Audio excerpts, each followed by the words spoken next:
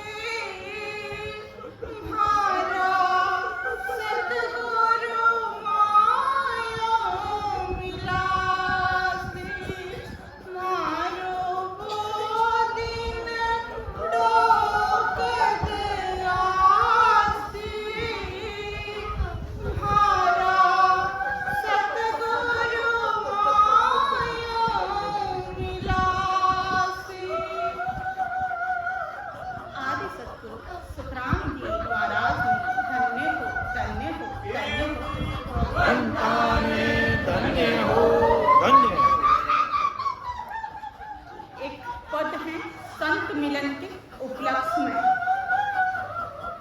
मारे आया जी आया, मारे संत पावन आया, मारे आया जी आया, गुरुदेव पावन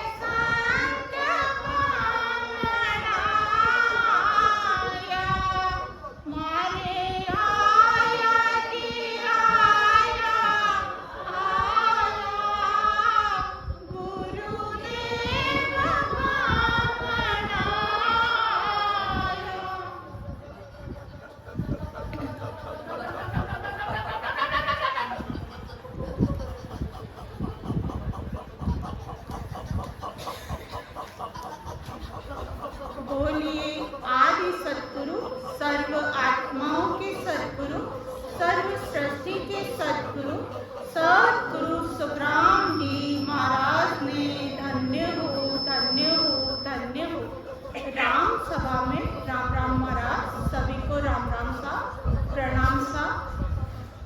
प्रथम वंदन गुरुदेव जी, जिन दियो नाम तत्सार।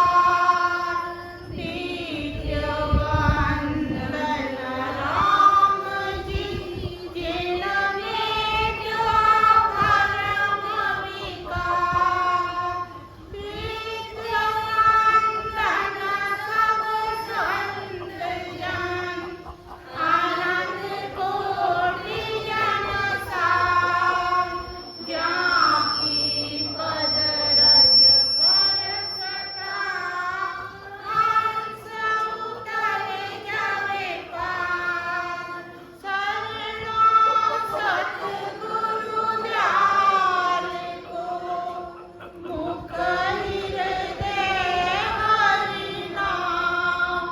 नित पद संगत सादगी, आजीवन मोक्ष सुख राम। सब धरती कागज करूं, सब मन कलम कराय।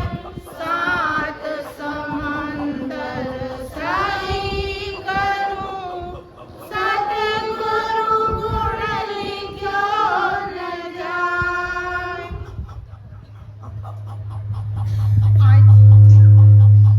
आदि सतगुरु सुखराम जी महाराज की मेहर से आप सभी संतों का सत्संग तो हमने 2 साल से हम सभी जुड़े हुए हैं, 2-3 साल से आप सभी से मिलने का मौका मिला, सत्संग में आने का मौका मिला। और ऐसी सत्संग देखी हमने कि गुरु महाराज की सत्ता को धन्य है, कोटि कोटि वंदन है।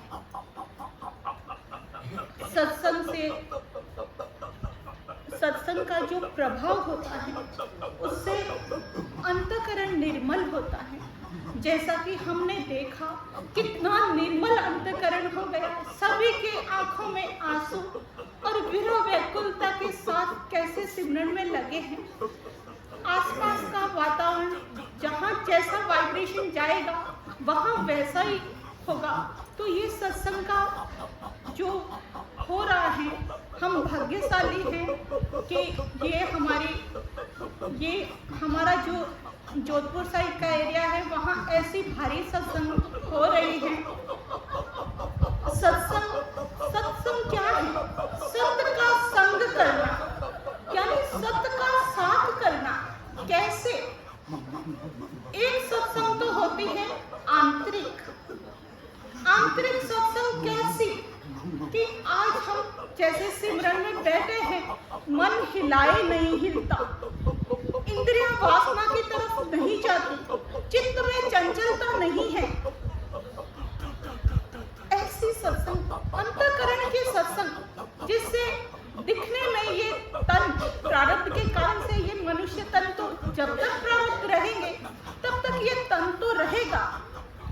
प्रारब्ध से शरीर में तो है, लेकिन हंस का किसका संग कर रखा है? हंस ने सत्य का संग कर रखा है। रात दिन समाधि स्थिति में अमर लोक के सुखों की अनुभूति हो रही है।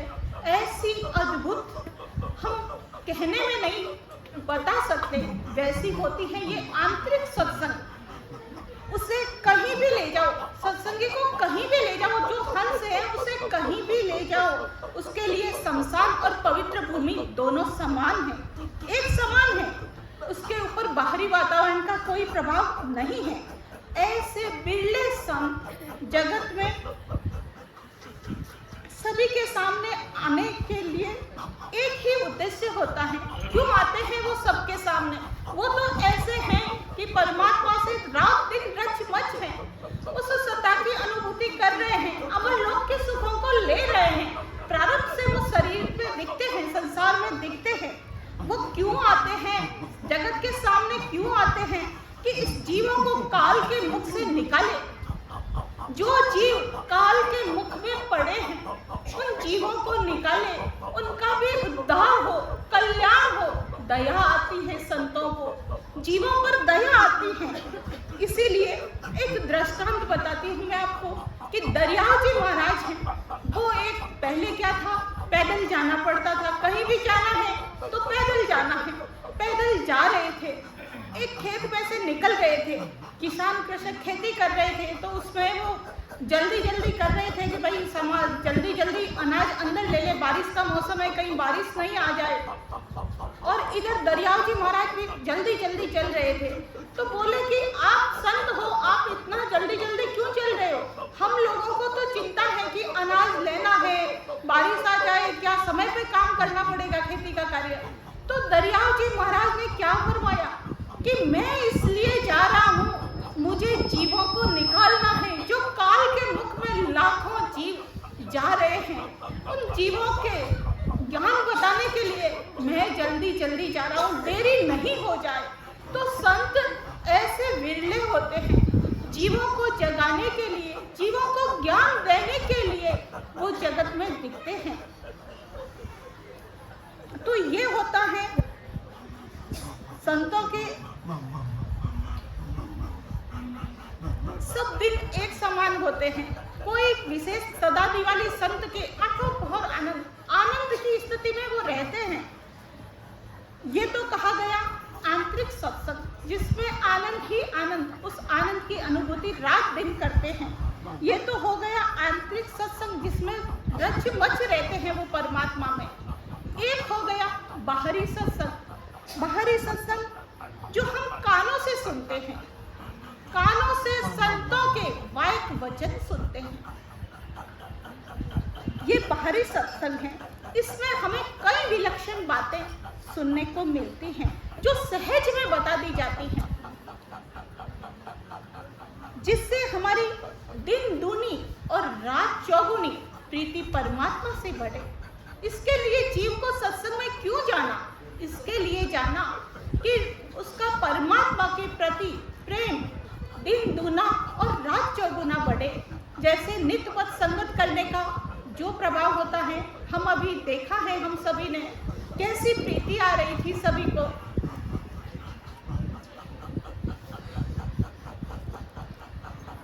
हमारा अंतःकरण परमात्मा में ही रचमच रहे। माया रूपी जल में, माया में तो है, ये तन है, तब तक कहाँ रहेंगे, इस माया के देश में ही रहना पड़ेगा। तो माया के देश में तो है, पर कैसे कमल की तरह रहना, ये कौन बताते हैं? ये सत्संग में बताया जाता है। कीचड़ में हम कैसे हैं? हम समझते हैं हम सुखी हैं, सुखी हैं। संसार के लोगों की जब भजन में नहीं लगे तब तक ऐसा लगता है कि हम सुखी हैं, पर संतों को दया आती है। ये माया का देश कैसा है? कीचड़ के समान। हमें कीचड़ में पड़ा हुआ कीड़ा कैसा लगता है कि ये दुखी है, वैसे ही जीव इस माया में धसे पड़े हैं। तो सत्संग में जैसा संग वैसा रंग। सत्संग में जाते हैं तो वो संग से हमारे जीव का कारज होता है, जीवों का उद्धार कल्याण होता है। इस काल के मुख से जीव बाहर आते हैं। तो गुरु महाराज क्या फरमाते हैं? सत्संग बिन सुधरा नहीं, नहीं तेरे आजुग माय, डूबा सो सुख राम कहे, कुसंगत में जाए। सत्संग बिन सुधरा नहीं, सत्संग के बिना इस जीव का सुधार कहीं नहीं है, इस जीव का उद्धार कल्याण कहीं नहीं है। सत्य की संगत के बिना सब क्या है? सब माया है, सब आन है। उसको छोड़ के सत्संग बिन सुधरा नहीं, सत्संग के सिवाय इस जीव का उद्धार कहीं नहीं हो सकता, इस जीव का कार्य कहीं नहीं हो सकता। इसीलिए इस जीव को सत्संग चाहिए। सत्संग बिन सुधरा नहीं, नहीं तेरिया जुग माय, डूबा सो सुख राम कहे, कुसंगत में जाए। कुसंगत क्या है? सत्संग के सिवाय सब कुछ कुसंगत है। सत्य का संग करना है। कैसी सत्संग करनी है, कैसी आंतरिक सत्संग होती है और कैसी बाहरी सत्संग होती है, वो हमने समझा। ये जीव कैसा है, कितना भी ये जीव कर्मी है, क्रोधी है, हैं, लालची हैं, कैसा भी है, सद्गुरु का संग करने से इस जीव को सद्गुरु कैसा बना देते हैं, उस परम पद का अधिकारी बना देते हैं। दरिया नीर मलिन को पीवत नाही कोई, जाय मिले गंग सुर सुरी तब पावक सुध होय। गलियों में जो पानी बहता है, दरिया नीर मलिन को पीवत नाही कोई, गंदा पानी होता है, कीचड़ होता है, उससे हम बाहर से आके पाँव धोते हैं, वो गंदे पानी को कोई नहीं पीता, और वो ही गंदा पानी नदी नालों के साथ जाकर गंगा में मिल जाता है तो क्या हो जाता है, पवित्र गंगा जल बन जाता है। और उसको क्या करते हैं, सर पे उठा के घर पे लेके आते हैं। तो वो किसका संग करने से हुआ, गंगा का संग करने से।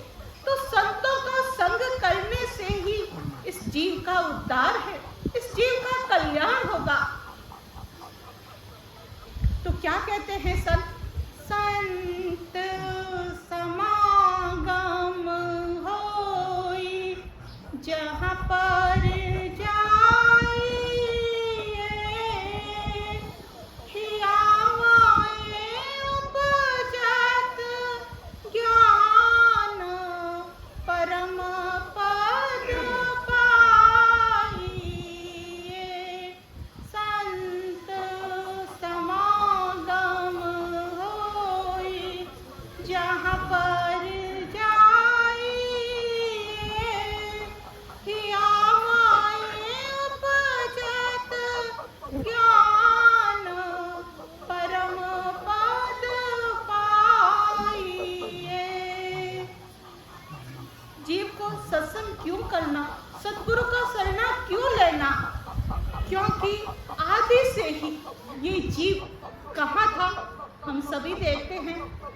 सत्स्वरूप का देश है, सत्स्वरूप के अंदर ही होड़ काल का देश है। होड़ काल में जीव ब्रह्म के देश में ये जीव था, और वहाँ क्या था, इसके साथ 5 आत्मा और मन था। 5 आत्मा शब्द, स्पर्श, रूप, रस और गंध। तो इस मन ने जीव को उकसाया सुखों को लेने के लिए। इस मन की चाहना के रहते इस मन ने जीव को उकसाया। मन के उकसाने पर ये जीव संसार में आया। जीव मन के कैद में है। जैसे एक कैदी अपनी स्वयं की इच्छा से कुछ नहीं कर सकता, वैसे ही ये जीव भी अपनी इच्छा से कुछ नहीं कर सकता। तो वो 5 आत्मा के सुखों के लिए कि मैं पृथ्वी पर जाऊंगा, तो परमात्मा ने उसको जैसे सुख चाहिए थे वैसी ही सृष्टि की रचना कर डाली। एक बालक जब पिता के सामने जिद करता है तो पिता क्या करता है, उसकी जिद पूरी कर लेता है। वैसे ही परमात्मा ने भी इस जीव की जिद को पूरा करने के लिए उसको जैसे सुख चाहिए थे वैसे ही ये 5 तत्वों से निर्मित इस सृष्टि को बनाया, और 5 आत्मा के सुख ले सके इसके लिए उसको क्या दिया, मनुष्य तन दिया। और मनुष्य तन में ही ऐसे द्वार रखे। कानों से हम कौन सा सुख लेते हैं, सुनने का सुख। तो कान किसका प्रतीक है, कान है आकाश तत्व का प्रतीक। नाक जिससे हम गंध लेते हैं तो वो किसका प्रतीक है, पृथ्वी तत्व का। और मुख इससे हम स्वाद लेते हैं, ये है जल तत्व का प्रतीक। और ये हमारी आंखें जिससे हम देखते हैं, ये है अग्नि तत्व का प्रतीक। और त्वचा जिससे स्पर्श, वो है वायु तत्व का प्रतीक। तो जैसी इस जीव ने इच्छा की वैसे ही सुख देने के लिए परमात्मा ने सृष्टि बनाई, और उस सुखों को लेने के लिए इस मनुष्य तन में ही वो द्वार भी बना दिए परमात्मा ने। फिर परमात्मा ने क्या सोचा कि कभी इसको इस सुखों से, विकारी वासनाओं के सुखों से, 5 आत्माओं के सुखों से इस जीव को ऊब आएगी।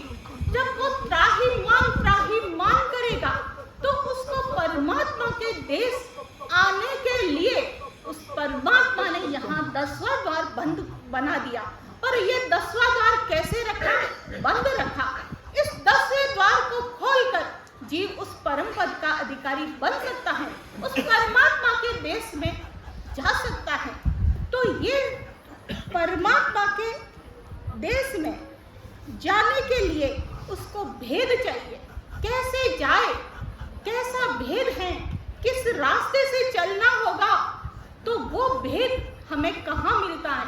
सत्य की संगत में मिलता है। आदि सतगुरु सुखराम जी महाराज ने वो हीरा जब समुद्र में होता है तो उसको मर्जी वह ही प्राप्त कर सकता है, क्योंकि वो भेदी होता है, वो बाहर ला सकता है, सभी नहीं ला सकते। पर आदि सतगुरु सुखराम जी महाराज ने आज ज्ञान रूपी हीरा हमारे सामने लाके रख दिया, हथेली में हमारे सामने लाके रख दिया। अब हीर कटोरे रे माई रे, चलना रे नर विलंब ना करना, चलना रे नर विलंब ना करना, समझ पग धरना रे नर विलंब ना करना। चलना रे, अब चलना किसको है? हीर कटोरे रे माई रे, हीरा तो कटोरा में लाके रख दिया, हम सभी के सामने लाया। वो ज्ञान, वो सत्य ज्ञान, वो भेद किसने बताया? संतों का सत्य ज्ञान आदि सतगुरु सुखराम जी महाराज ने हम सभी के लिए खुला कर दिया कि वो रास्ता है, उससे जाओ, उस परम पद में जाओ। ये जीव, इसके पीछे क्या लगा है? हम कोई आज से नहीं, कई जन्म हो चुके हैं।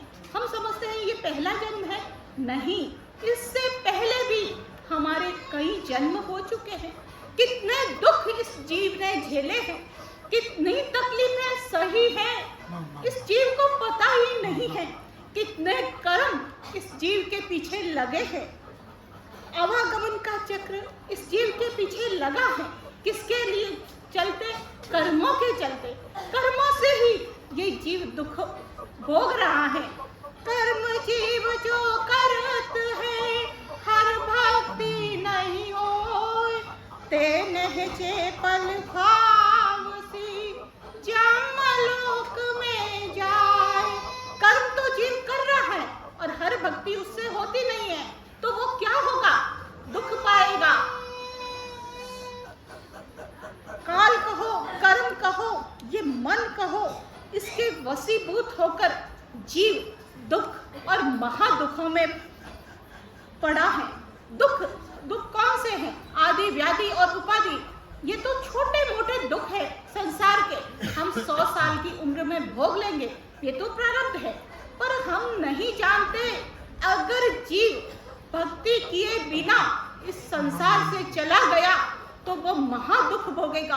और वो महादुख कैसे हैं?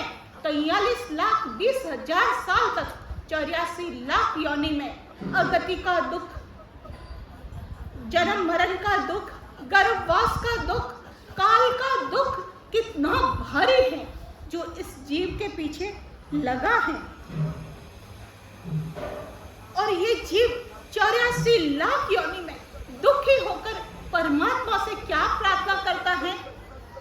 84 वंश तो नर देहि भक्ति काज पछतायो, हल होशियार करो नर शिवरण अवसर अब आयो। 84 योनि में वो भक्ति के लिए पछतावा करता। और गुरु महाराज क्या फरमाते हैं? हल होशियार करो नर शिवरण, वो अवसर अब आयो। ये अवसर मिला है, ये मौका मिला है, ये मनुष्य तन मिली है। हम सभी को ये मनुष्य तन मिला है, अब पीछे रहना नहीं है। गुरु महाराज संत क्या कहते हैं?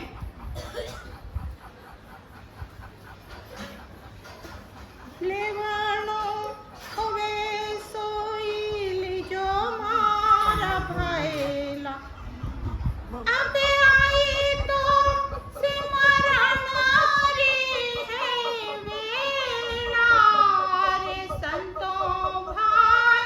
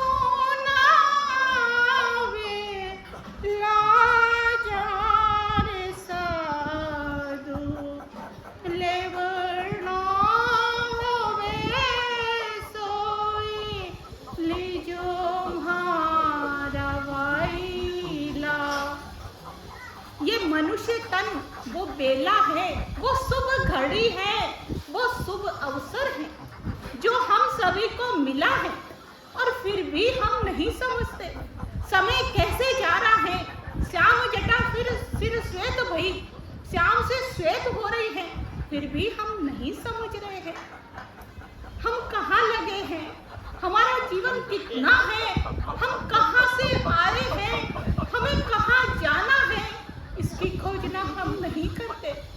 हम कहाँ हैं, स्वार्थ के कार्यों में, माया के कार्यों में, तेरी मेरी में कहाँ अटके हैं। ये जीव कहाँ अटका है, संत उस जीव को निकालते हैं। कहाँ अटका है ये जीव, वहां से निकालो। इसीलिए सत्संग चाहिए। श्वासें जा रही हैं, गिनती की श्वासें हैं। गिनिया श्वास घटे दिन बीता भी सांसों की बारी, 77 करोड़ 76 लाख तो भजन बिना है भिखारी। गिनती की श्वासें हैं और वो जा रही है। मनुष्य तन में कितनी श्वासें मिलती हैं? गुरु महाराज ने तो बताया 120 वर्ष आयु, पर आज के समय में देखें 120 वर्ष आयु भी नहीं होती है। 120 वर्ष आयु में 77 करोड़ 76 लाख श्वासा बताई है। ये श्वासा गिनती की है, जा रही है और गए हुए श्वास वापस नहीं आएंगे।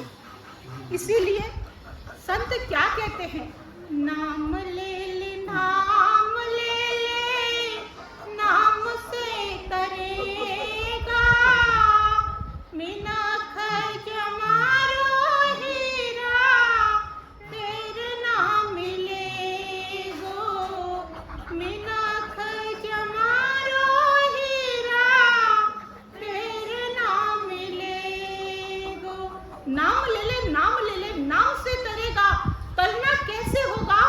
उस परमात्मा का भजन सिमरन करेंगे तभी इस जीव का कार्य होगा। हम क्या करते हैं, भक्ति तो सब करते हैं। अब हम किसी से जाके पूछेंगे तो हम तो सभी भक्ति करते हैं। अरे कोई नास्तिक नहीं है, सभी भक्ति करते हैं। भक्ति भक्ति सब कोई कहवे, भक्ति न जाने वे। भक्ति भक्ति सब कोई कहवे, भक्ति न जाने वे।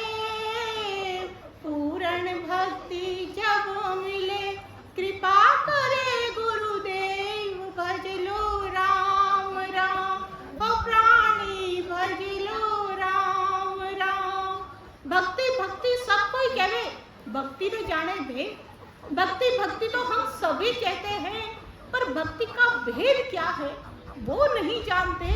वो ज्ञान हमें कहाँ मिलता है? सत्संग में मिलता है। हम देखते हैं कि जैसे हम सभी को ज्ञान नहीं मिला, तो आज तक हम क्या करते थे? जब तक हमें ज्ञान की समझ नहीं थी, तब हम क्या करते थे? हम भी यही करते थे जो दूसरे कर रहे हैं, वो भी हम सभी करते थे। क्या करते थे? नवरात्रि करते थे, काती नाते थे, पीपल के डोरे बांधते थे, यही करते थे ना। हम सभी लेडीज देखो, किस किसने पीपल के डोरे नहीं बांधे? क्या नहीं किया हमने? ऐसे ही भक्ति करते थे ना। अब तो हमें दूसरों पे हंसी आती है।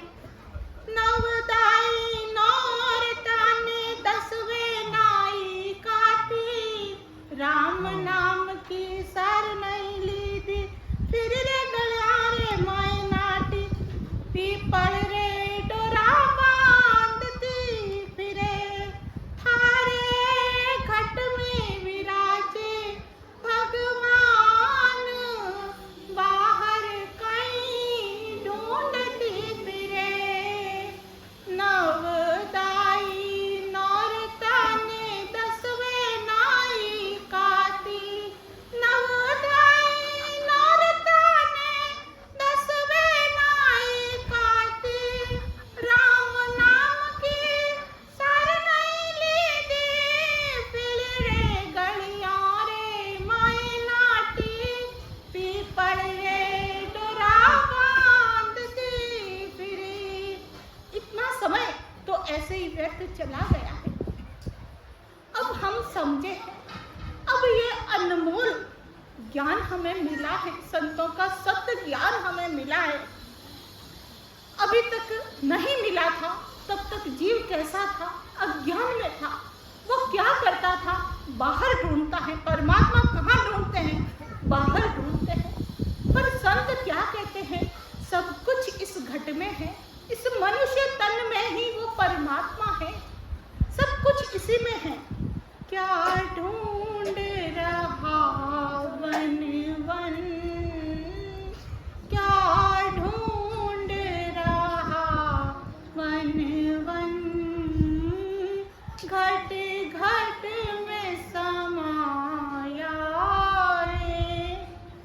कोई तीरथ मूरत जोवत है, कोई पत्थर पानी धोवत है, कोई तीरथ मूरत जोवत है, कोई पत्थर पानी धोवत है।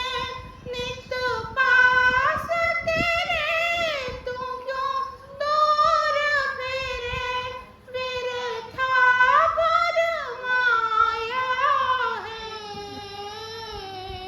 क्या ढूंढ रहा वन वन, घट घट में समाया है। वो परमात्मा कहाँ है? हमारे अंदर ही है। बाहर कुछ नहीं खोजना, बाहर कुछ मिलता भी नहीं है।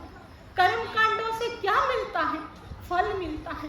फल भोग लिए और फिर वापस कंगाल, वो ही चौरास जीव के पीछे। वो परमात्मा कहाँ है? इसी तन में है। इसी तन में की खोजना करनी है। और किस विधि से? जो संतों ने बताया उस विधि से। इस तन में क्या है? होणकाल की सत्ता भी है। होणकाल की सत्ता किस रूप में? 5 आत्मा और मन के रूप में, जो आदि से 5 आत्मा 5 वासना जीव के साथ आदि से जुड़ी है। और ये मन भी जीव के साथ जुड़ा है। तो वो होणकाल की सत्ता कैसी है? प्रकट है। और सत्स्वरूप कैसा है? वो प्रकट नहीं है। तो उस सत्स्वरूप को प्रकट करना है। और वो सत्स्वरूप कैसे प्रकट होगा? जब हम सत्संग में जाएंगे, सिमरन करेंगे, संत गुरु का शरणा लेगा, जिन संतों को भेद मालूम है उन संतों से भेद लेंगे, तब वो ने अंशर प्रकट होगा। ने अंशर है सत्स्वरूप का सूक्ष्म रूप। और 5 आत्मा और मन जो जीव के अंदर है, वो है होणकाल की सत्ता, होणकाल का सूक्ष्म रूप। तो होणकाल का सूक्ष्म रूप तो प्रकट है। और ने अंशर कैसा है? अप्रकट है। इसको प्रकट करना है। ये प्रकट कैसे होता है? सद्गुरु मेहर से प्रकट होता है। आदि सद्गुरु सुखराम जी महाराज का शरणा लेकर भजन करने से वो ने अंशर प्रकट होता है। एक बार इस जीव में, इस हंस में वो ने अंशर प्रकट हो गया, तो वो ने अंशर अपना कार्य स्वयं करता है। एक बार ने अंशर प्रकट हो गया, आज ने अंशर प्रकट हो गया, और कल भले ही हमारा शरीर छूट जाएगा तो मनुष्य तन का पट्टा पक्का हो गया। और मनुष्य तन तो मिलेगा ही। और गुरु महाराज का ऐसा पराक्रम है कि उसे वही भजन मिलेगा। जो जहाँ से भक्ति छूटी है, किसी की नाभि से, किसी की कंठ स्थान से, किसी के त्रिकुटी स्थान से, वहीं जाके उसका भजन शुरू होगा, वहीं से उसकी साधना की शुरुआत होगी। ये ने अंशर का प्रभाव है। सतगुरु का कैसा प्रभाव है? गुरु महाराज ने बताया है कि जैसे फांसी एक बार ले ली तो वो फांसी तो टाइट होती जाएगी, भले ही वो चाहेगा कि मैं छुड़ाऊं, छूटेगी नहीं। तो एक बार ने अंशर प्रकट हो गया, फिर तो वो अपना कार्य अपने आप करेगा। 1 जन्म में, 2 जन्म में, 3 जन्म में तो लेके ही जाएगा। कैसा भी कर्मी जीव हो, पर सतगुरु का विड़ल जाता है। अगर सतगुरु उस शरण में आए हुए जीव को परम पद की प्राप्ति नहीं करवाते तो सतगुरु का विड़ल जाता है। इसीलिए सतगुरु का विड़ल नहीं लगाएंगे। सतगुरु उस परम पद का अधिकारी उस हंस को बना देते हैं। ऐसा सतगुरु का पराक्रम है। तो हमें वो धीरे धीरे हमारे अंदर जो प्रकट है काल की सत्ता, उस काल की सत्ता को नष्ट करना है और सत्स्वरूप प्रकट करना है। जब काल की सत्ता धीरे धीरे जैसे एक स्थान 6 कमल पूर्व के 6 कमल पश्चिम के छेदन करते हुए एक एक स्थान का छेदन करते हुए हंस 10वें द्वार से परे जाता है, तो वो काल की सत्ता पूर्ण रूपेण नष्ट हो जाती है। जब तक उसका प्रारब्ध है तब तक वो शरीर रहेगा, तब इस संसार में रहेगा, उसका मरना नहीं होगा और परम पद का अधिकारी वो हंस बन जाएगा। ऐसी भारी सतगुरु की सत्ता है, ऐसी सत्ता है। उस सतगुरु की सत्ता में जो भी हंस आएगा, हमा पक्षी के समान आज सतगुरु की भारी सत्ता चल रही है। उस सत्ता में आओ और पल भर में उस अमर लोक का अधिकारी बनो। ऐसी सत्ता में हम सभी को आना है।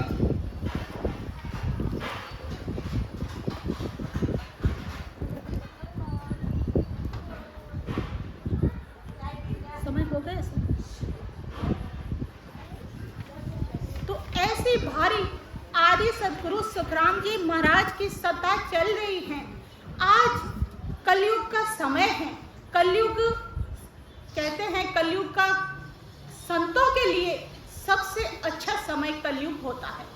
कलयुग के कहीं दुष्प्रभाव हैं, कलयुग के बारे में हम सभी जानते हैं, पर कलयुग का एक बड़ा भारी पराक्रम है। कलयुग में बहुत कम समय में इस जीव का कार्य हो जाता है, क्योंकि कलयुग में समय कितना है? 100 वर्ष की मनुष्य तन की आयु होती है, बहुत अल्प आयु होती है, और उस अल्प आयु में भी कोई समझकर सतगुरु का शरणा लेकर भेष से भजन में लग जाए तो उसका कार्य हो जाता है। ऐसी भारी सत्ता है सतगुरु की, हम सभी ने देखी है, महसूस की है, क्योंकि हम सभी सत्संगी हैं, सत्संग में जुड़े हैं। हम देखो कितने कम समय से जुड़े हैं, कितना सिमरन किया होगा हमने, इतना कोई सिमरन नहीं किया, फिर भी गुरु महाराज की मेहर देखो, कैसी मेहर हम सभी जीवों पर हो रही है। तो ऐसा भारी सतगुरु सुखराम जी महाराज का ज्ञान है, और हम हमारे सभी सत्संगी भाई बहन जो रात दिन, मैं तो कम ही बैठ पाती हूँ सत्संग में, पर आप सभी नियमित रूप से सत्संग में बैठते हैं, सिमरन करते हैं, और उस सिमरन का पराक्रम भी हम देखते हैं, कैसी भारी गुरु महाराज की सत्ता है। उस सत्ता में हंस आए और इस कलयुग में इस मनुष्य तन से अपने जीव का कार्य कर लें, ऐसा आदि सदगुरु सुखराम जी महाराज फरमाते हैं। अब मैं समय हो चुका है, अपनी वाणी को यहीं विराम दूंगी। मुझसे कुछ गलती हुई हो, त्रुटि हुई हो तो मैं माफ़ी चाहूँगी। सत्संग की तैयारी नहीं थी, जैसा गुरु महाराज ने बुलवाया वैसा बोल दिया। आदि सद्गुरु, सर्व आत्माओं के सद्गुरु, सर्व सृष्टि के सद्गुरु, सद्गुरु सुखराम जी महाराज ने धन्य हो, धन्य हो, धन्य हो। राम सभा में राम राम महाराज, सभी को राम राम सा, और मुझे बोलने का मौका देने के लिए आपकी आभारी हूँ। राम राम सा।